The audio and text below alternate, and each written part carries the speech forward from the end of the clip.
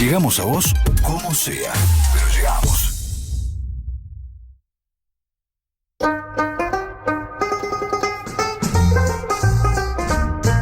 Me dijeron que en el reino del revés nada el pájaro y vuela el pez, que los gatos no hacen miau y dicen yes porque estudian mucho inglés.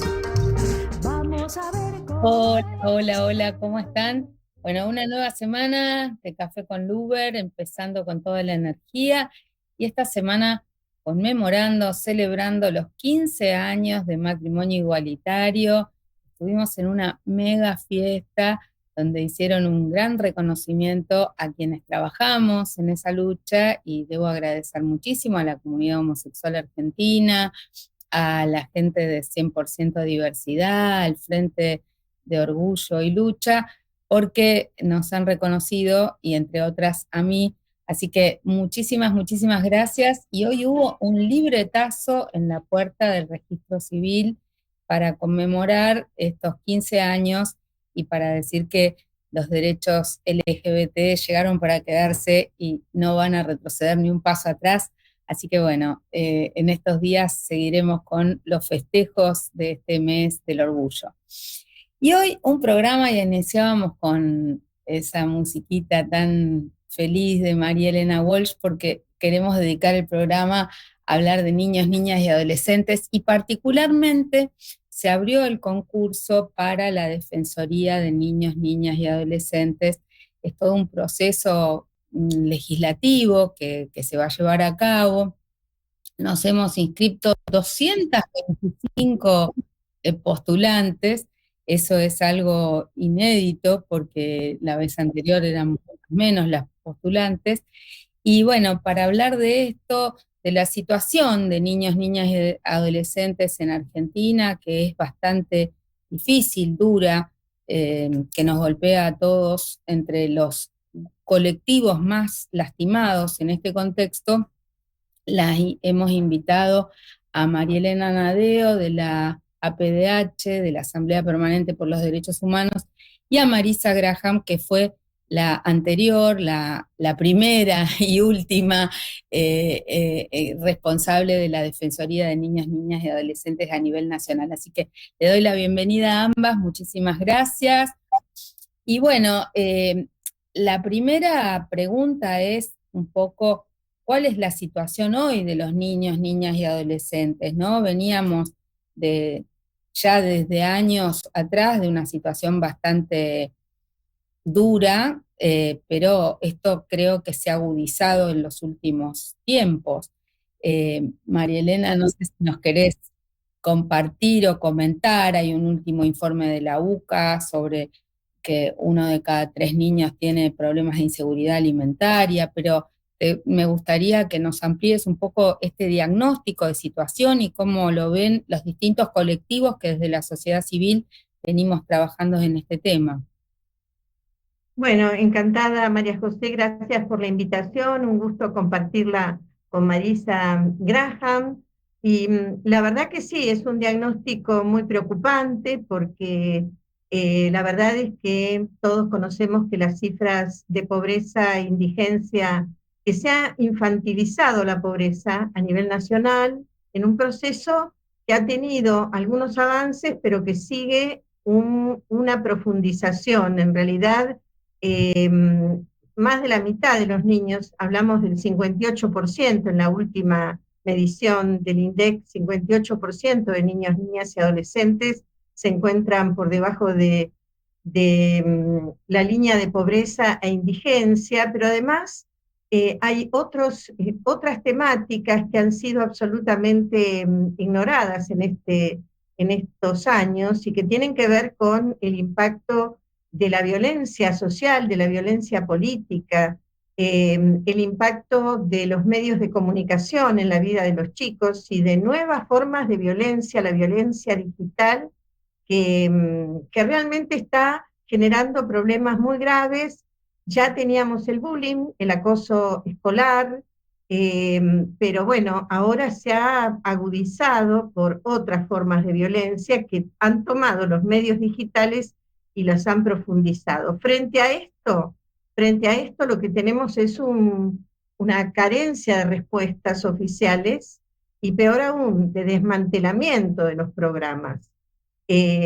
Solo por señalar uno que fue largamente reclamado y que tiene que ver con las becas para la familia ampliada, para evitar que los chicos sean institucionalizados. Fue un programa que se creó en los últimos 3 o 4 años, la presidencia anterior, el programa UNAR, que consistía en becas justamente para la familia ampliada, para que pudieran hacerse cargo de los niños o niñas, si sus padres o madres estaban con situaciones gravísimas. Bueno, estos programas, junto con otros, con más de una decena de programas de la CENAF, fueron directamente liquidados, cerrados. Entonces no tenemos campañas de prevención, no tenemos dispositivos, se han cerrado una cantidad de jardines, espacios educativos, espacios de contención social y educativa que la CENAF financiaba. Y bueno, entonces la verdad que tenemos un retroceso muy grande en las políticas de infancia y una situación que no está del todo mensurada, digamos, porque no hay estadísticas unificadas, pero sí podemos decir que las estadísticas de la UCA son encuestas, más que estadísticas, pero bueno, que tienen una gravedad enorme, ¿no? Así que es así, sí, es un diagnóstico muy grave. La Ley de Protección Integral de Niños, Niñas y Adolescentes crea esta figura del defensor, defensora de niños, niñas y adolescentes. ¿Nos podés explicar, Marisa, cuál es el rol del defensor de niños, niñas y adolescentes a nivel nacional y cómo se compatibiliza eso con las políticas que tienen que tener el Estado Nacional y los estados provinciales? ¿Cómo juega este defensor o defensora en relación a las políticas que en este momento, como señala María Elena, se han ido retirando? ¿Cómo están a las dos? ¿Qué tal? Buenas tardes. Bueno, a ver, primero decirles que el trabajo de armar la primera Defensoría de los Derechos de Niñas, Niños y Adolescentes en estos primeros 5 años de su existencia, con el primer año y medio de pandemia, fue toda una lucha, la verdad. Fue complejo, pero la verdad que fue gratificante, más allá de los resultados, ¿no? Decía María Elena bien, hemos avanzado en muchas cosas, porque nadie puede decir que estamos igual que hace 20 años, pero hay un retroceso de todos los sectores más vulnerables, y entre ellos los más vulnerables y más invisibilizados de la sociedad, que son las infancias y adolescencias. La Defensoría de los Derechos de Niñas, Niños y Adolescentes es un organismo de derechos humanos, autónomo, autárquico, independiente de los 3 poderes del Estado, cuyo titular sea defensora o defensor. Defensora fue en mi caso, ahora veremos en este concurso, es justamente elegido por un concurso de oposición y antecedentes. Yo creo que no hubo ningún ejemplo anterior a una selección de esta naturaleza en ningún otro organismo similar, y fundamentalmente se rige por los principios de París, como todos los organismos de derechos humanos, ¿no?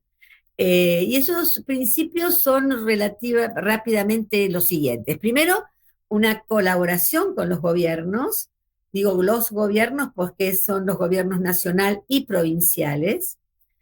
En el segundo es una idea de monitoreo de las políticas públicas y del diagnóstico de cuál es la situación de las infancias y adolescencias.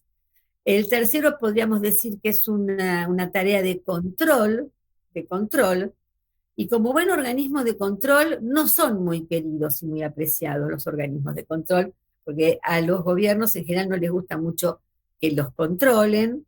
Y después tenemos, sobre todo en nuestra ley, en la 26.061, y en este organismo, no organismos similares, tenemos una jurisdicción amplísima. Yo te diría que todo podemos hacer, desde recomendaciones particulares hasta recomendaciones generales, desde una amicus curiae en un expediente hasta llegar a la Corte Interamericana o al comité, en lo que nosotros llamamos herramientas defensoriales que son de exigibilidad de derechos. Cosas que tuvimos que iniciar muchas durante estos años. Hay muchas individuales, hay mucho abuso sexual intrafamiliar, mucho.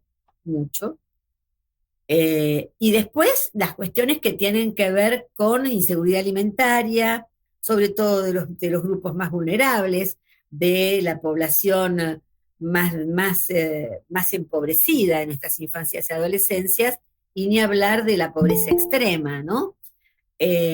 Y unas políticas que están en retirada, como ustedes decían bien, y que están en retirada justamente en estos últimos años, ¿no? O en este último año y medio, porque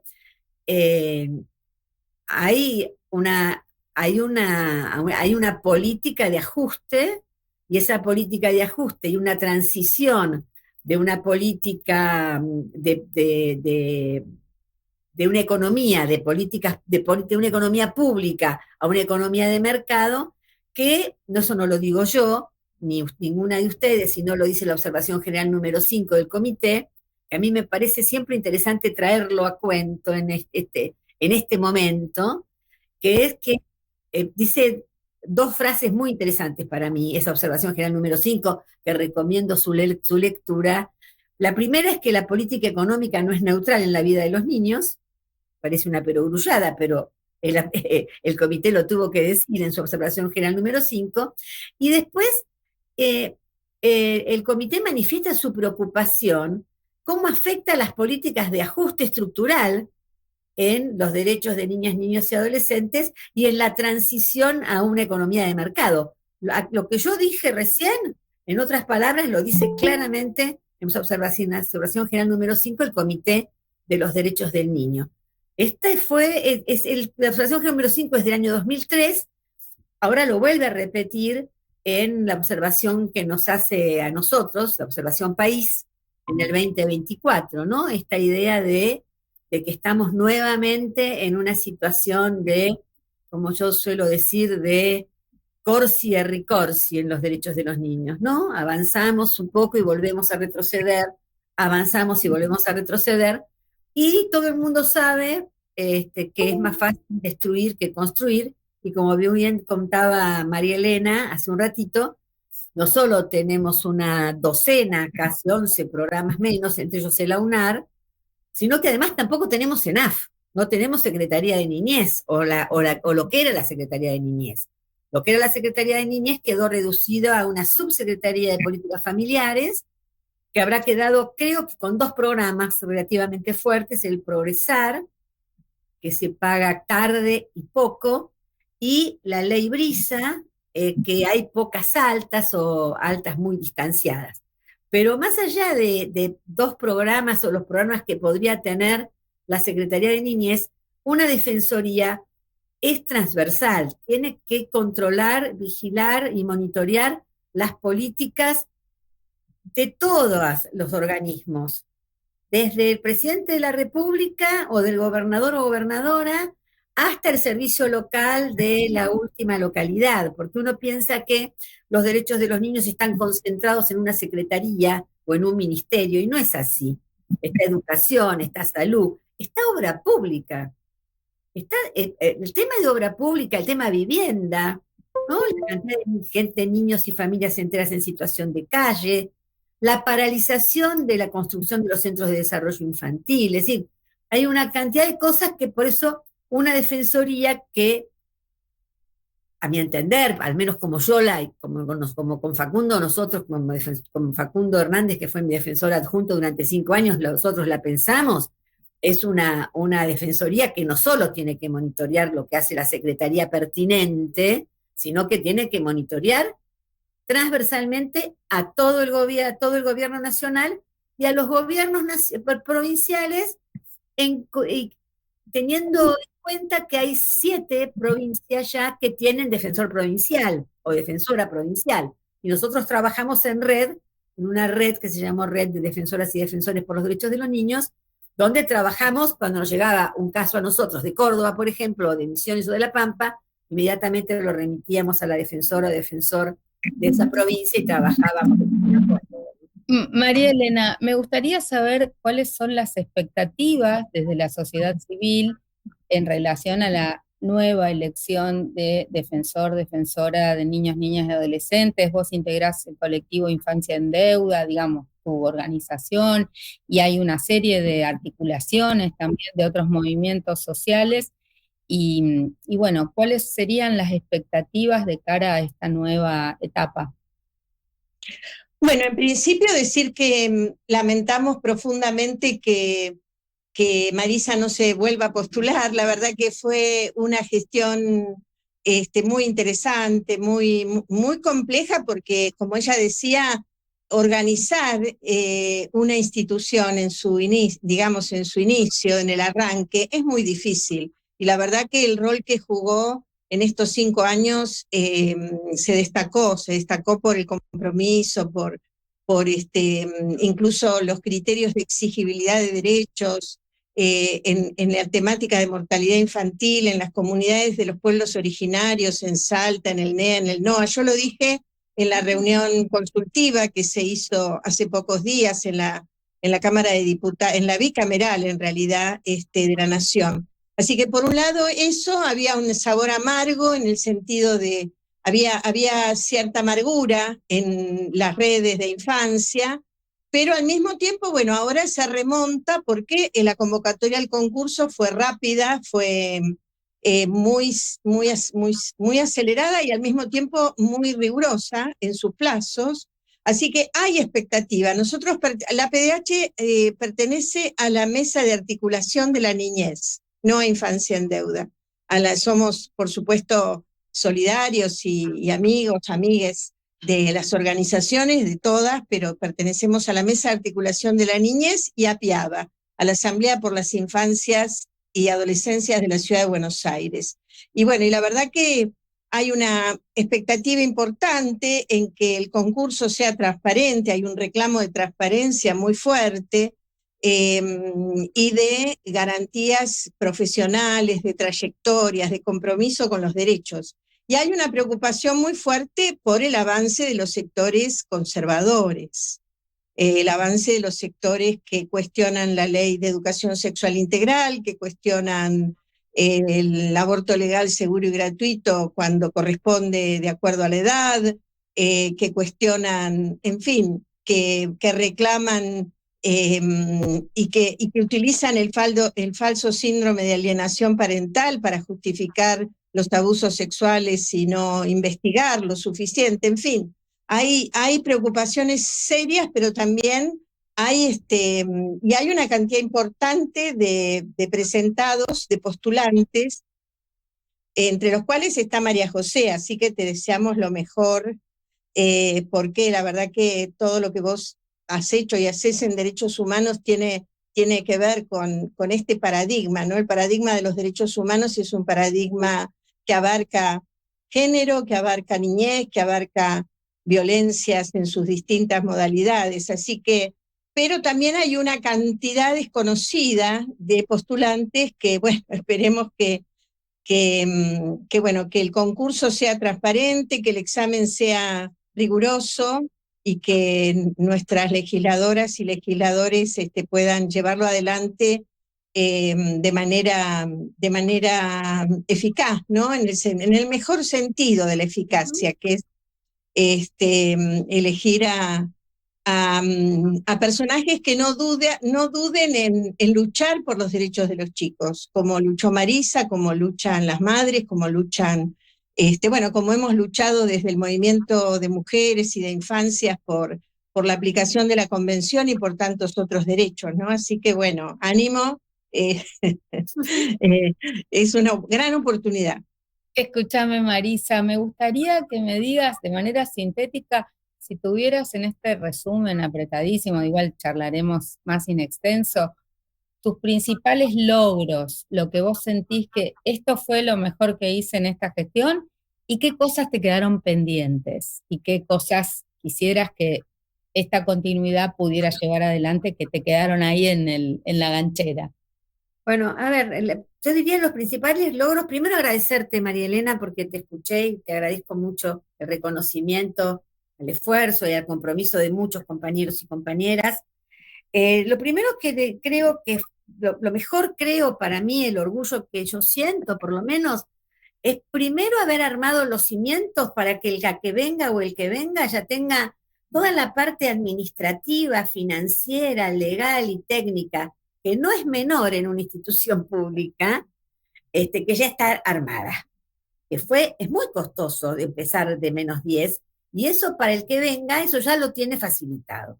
Lo que la verdad que parece menor, pero sin eso vos no podrías hacer nada, ninguna de las otras cosas que hicimos. De lo que más me gustó fueron algunos litigios estratégicos, los últimos yo diría el de comedores, por ejemplo, y el que hicimos con ALAPA, cuando se interrumpió los medicamentos y los tratamientos a niñas, niños y adolescentes con enfermedades poco frecuentes. Algunos litigios estratégicos diría, y lo otro es el área de participación y protagonismo de niñas, niños y adolescentes, donde trabajamos con un grupo muy, muy grande de todo el país, de chicas y chicos y de niñas y niños, y que espero que él o la que me suceda continúe con esa manera de trabajar, que es escuchando a los chicos, a las chicas, a las nenas y a los nenes también, a los de primaria también, no solo a las y los adolescentes. Es muy interesante escuchar a una pibita de 15 años reclamando por su derecho al recreo, por ejemplo. Y también la red que hicimos con las organizaciones sociales, porque las organizaciones sociales fueron las que fueron nuestro contacto con el territorio. Un gobernador nos decía, acá está todo divino, y nosotros teníamos, bueno, a ver qué dicen en territorio, tal ONG, tal organización, cómo se está viviendo, o cómo están los chicos, en qué condiciones están, y si es muy cierto, cuán cierto es los informes que recibíamos de las provincias. ¿Qué me quedó en el tintero? Bueno, 5 años que tenía, la verdad, porque quiero decir esto porque María, deseándote toda la suerte del mundo, María José, que yo tenía 5 años más, 5 años más, digamos, un mandato por igual término, y fue tan compleja la situación, sobre todo con la bancada del gobierno actual. Los ataques fueron tan directos hacia mi persona en particular, no a la organización. Yo creo que en el fondo es un organismo de derechos humanos, que yo decidí, como bien decía María Elena, yo resigné esos 5 años, que no sé si tendría que haber concursado de nuevo, porque no está reglamentado ese artículo, pero en esos 5 años, ¿yo qué hubiese hecho? Recuperar ese año y medio de pandemia que tuve. Entonces, reforzaría más la atención directa, que es importante, porque como el Estado se retiró, nuestra ventanilla se amplió, tuvimos muchísima más demanda, y tal vez fortalecer más a los equipos. Hay 6 direcciones y 3 áreas. Yo fortalecería más el área federal y la regionalizaría, para hacerte muy sintético. Este equipo que se armó, ¿es un equipo nombrado por concurso? Porque No, mira, el primero no, porque primero vos no puedes empezar a funcionar concursando, porque nos hubiese llevado por lo menos 3 años. Pensá que si no nos hubiese comido 1 año y medio la pandemia, tal vez sí hubiésemos podido iniciar el concurso. Pero yo diría, el grupo inicial fue un grupo seleccionado por nosotros, por mí y por los 2 defensores adjuntos en un principio. Esas fueron las 6 direcciones y las 3 áreas. Después sí hicimos un proceso de selección, que no fue por concurso, pero sí fue por presentación de currículum, entrevistas por parte de nuestra área de recursos humanos, la entrevista con cada una de las especialistas de las directoras o jefas de área que pedían un personal más y el perfil. Necesito una trabajadora social para trabajar este y este tema. Nosotros planteábamos públicamente la demanda, se presentaban profesionales con su currículum, nosotros los entrevistábamos y allí se seleccionaba a quienes iban a cumplir a que incorporarse a cada dirección o a cada área. Me parece que es una buena práctica y nosotros lo que estábamos por iniciar y que yo hubiese hecho en estos 5 años y que yo propondría a la que continúe la tarea es a partir de ahora abrir los concursos, porque me parece que es saludable. Es difícil en una primera etapa porque no hubiésemos podido hacer ni una quinta parte de lo que hicimos, hubiésemos llamado a un concurso. Mirá, pensá que el concurso nuestro, porque las 3 concursamos en el concurso anterior, tardó 2 años y pico. Sí, sí. No, y tengo la experiencia del INADI, que nosotros también iniciamos prácticamente de cero, porque hicimos todos los concursos y fue un trabajo engorroso hacerlo en 3 años, ¿no? Pero bueno, yo les quiero agradecer muchísimo. Seguramente antes de que todo este proceso termine vamos a volver a encontrarnos y a dialogar, porque quedan muchas etapas de este concurso por delante y los derechos de los niños y niñas están en vilo, ¿no? Así que reconociendo tu trabajo, Marisa, y también tu trayectoria, referente siempre en el diálogo y en la interacción en estos temas que seguramente vamos a estar consultando y convocando para seguir dialogando. Les agradezco muchísimo. En un cortecito volvemos con más Café con Luber. Gracias. Un besito. Gracias a vos, Luber. Cariños, Marisa. ¿Acaso vivo una naranja? ¡Qué coraje!